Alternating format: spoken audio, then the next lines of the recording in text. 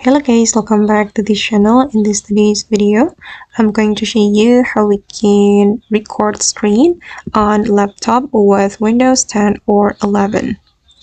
Okay, let's get into it guys. I have opened my laptop, and if you want to record screen, there are two applications we can use. The first application is Snipping Tool, and the second one is Clipchamp or Microsoft Clipchamp. And I'm going to show you how we can use this application first, the Snipping Tool.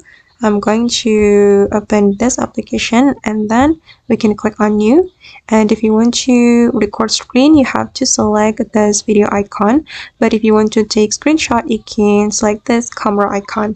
And since we want to record screen, we can choose this video and then select new, and then you can choose the recording areas like this, and then click on the microphone. You can activate the microphone and then you're gonna start the recording. Okay, and the second one, I'm going to show you how we can do screen recording with Microsoft Clipchamp. You can open this Clipchamp and then we're going to click on create a new video. Okay, and if you want to record your screen, you can select record and create, and here you can choose either you want to record screen and camera only, screen only, or audio only, and I'm going to select screen only. Okay, then we can click on this button to start the recording. Okay, and for example, I'm going to record my file explorer.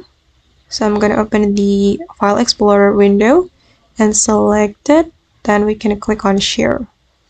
Okay, and now the recording process with Clipchamp is being started. And if you want to stop the recording, you can click on Stop Sharing.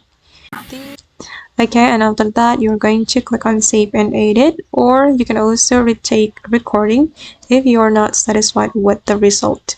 And I'm just going to click on Save and Edit. And after that, we will be able to edit our recording in this Microsoft Clipchamp. Alright guys, and that's all the way to record screen on laptop with Windows 10 or 11. I hope this video will be useful for you. Thank you so much for watching and see you in the next video.